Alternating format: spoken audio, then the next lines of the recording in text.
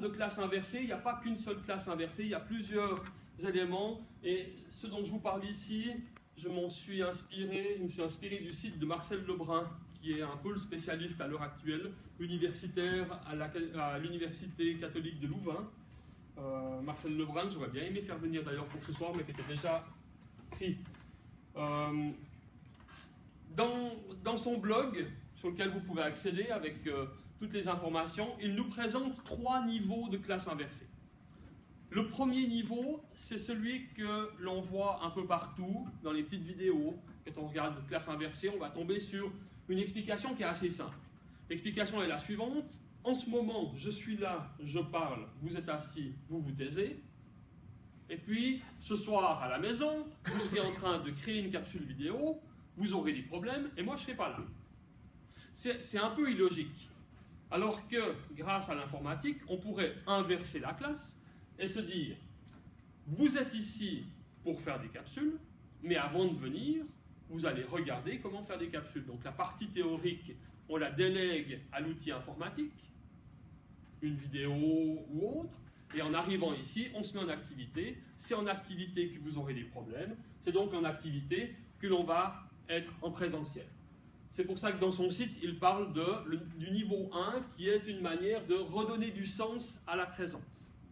Et je peux vous dire qu'ici, à l'IFFP, c'est extrêmement intéressant de se dire, lorsque je demande à une personne de descendre depuis le Jura, de faire 2h50 de train pour arriver à Renan, si c'est pour s'asseoir et se taire, ça fait un peu cher le cours.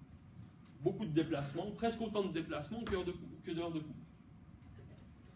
Alors, dans les critiques qu'il y a à ce premier niveau de classe inversée, la critique la plus forte, c'est quand même que la classe inversée, elle va recréer un modèle transmissif. Donc, on sait que ce modèle transmissif est un des modèles les moins efficaces. On ne dit pas qu'il n'est pas bon, mais faire tout le long celui-ci, ce n'est pas très productif. C'est un des modèles les moins efficaces. Et faire de la classe inversée de cette manière-là, c'est continuer dans le modèle transmissif.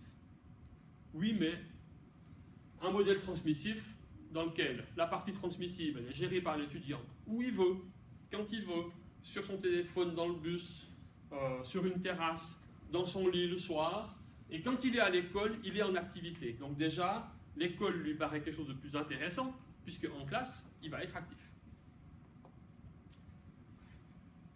Avec la critique que Marcel met sur son site, on est quand même dans une certaine logique avec « regarde la vidéo avant de venir à l'école, puis quand tu seras à l'école, je t'expliquerai à quoi ça sert ».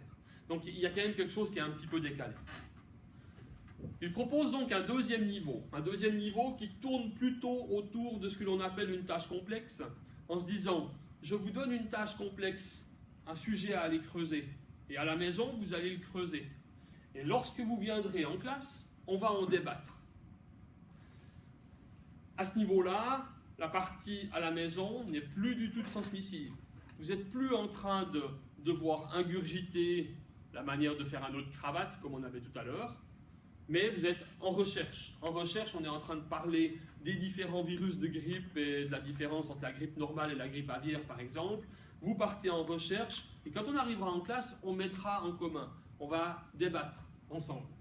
On est donc sur un niveau d'un cours plutôt inductif, avec ici le défaut que l'on pourrait mettre, qui serait va chercher les ressources, tu montreras ça à la classe, mais quelque part, finalement, c'est un peu comme s'il n'y avait jamais un moment où on sait c'est quoi la vérité, entre guillemets. Hein. Parmi toute cette information, je me situe où maintenant? Et dans sa proposition, c'est de faire un troisième niveau qui pourrait combiner le premier et le deuxième, de se dire, je pourrais construire un cours en commençant par le niveau 2, vous partez rechercher des informations sur les différents types de grippe, vous revenez en cours, donc présentiel, on va en débattre.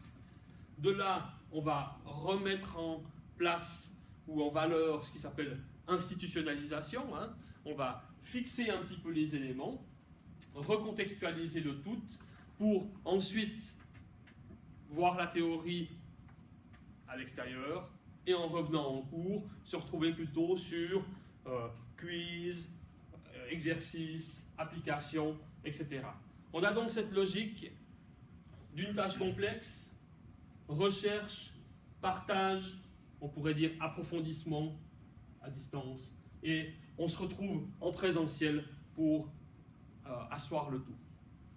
Ici, on est dans trois modèles de classe inversée qui sont assez, on pourrait dire, assez mécaniques. On serait assez dans une didactique de la classe inversée. On est beaucoup centré d'ailleurs sur l'enseignant, sur ce qu'il va faire. C'est la raison pour laquelle, avant de démarrer les ateliers, j'aimerais quand même que vous gardiez en tête toute la journée ces quelques éléments. Qui fait la vidéo? Qui cherche la vidéo? Vous voulez une vidéo où on voit un bel exemple d'utilisation de la planeuse, puisqu'on parlait de ça tout à l'heure. Si je cherche l'exercice, si je cherche cette vidéo, ben c'est bon, je vais trouver une belle vidéo. Mais l'élément intellectuellement riche, c'est de regarder la vidéo et de se dire, elle est bonne ou elle n'est pas bonne celle-ci? Pourquoi est-ce que c'est moi qui fais ce job alors que c'est moi qui suis censé déjà savoir utiliser la planeuse? Si je vous donne maintenant comme mission, allez me chercher une petite vidéo qui nous montre de manière claire, agréable, comment créer une capsule vidéo avec PowerPoint, et que je vous laisse partir en recherche. Dans une heure, j'aurai 25 vidéos à disposition, de bonne qualité, mais c'est vous qui aurez fait le travail. C'est vous qui aurez été faire ce travail de métacognition de c'est quoi une explication claire? Est-ce que cette explication est claire? Est-ce que je peux la proposer à mes élèves? Pour vos élèves, c'est la même chose. Leur donner le choix d'aller chercher des vidéos. Tu vas me chercher une vidéo où on voit la fabrication du chocolat, mais où ils font une erreur. Hein? Puis devoir se dire maintenant, il y a quoi comme erreur? Hein? D'analyser l'action et de regarder le tout. Voilà. À l'intérieur de cette dimension, il y a quelque chose, moi, qui me tient personnellement beaucoup à cœur. Il y a toute cette dimension de l'activité, la vraie activité de nos apprenants grâce à la vidéo. Elle peut vraiment favoriser tout ce qui est prise de conscience. Je me filme, je me regarde.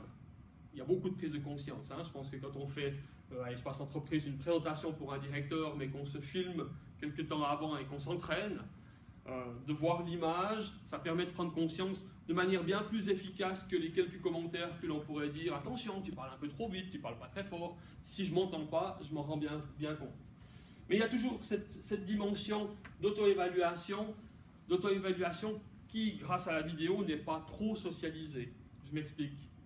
Quand vous vous auto-évaluez à la fin d'un cours, est-ce que je suis en train de dire, là, en ce moment, je parle un peu vite, ou est-ce que je suis en train de dire, là, en ce moment, je pense que toi, Lisa, tu as l'impression que je parle un peu trop vite, donc je te dis que je parle un peu trop vite, parce que je sens bien que tu trouvais que j'allais vite, et tu me l'as déjà dit souvent. Hein, donc il y a toujours un jeu comme ça entre l'apprenant et l'enseignant, qui est la désirabilité sociale.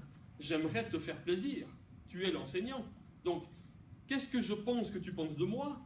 Et qu'est-ce que je vais te dire de moi, d'après ce que tu penses de moi, ou d'après ce que j'imagine que tu penses de moi. On appelle ça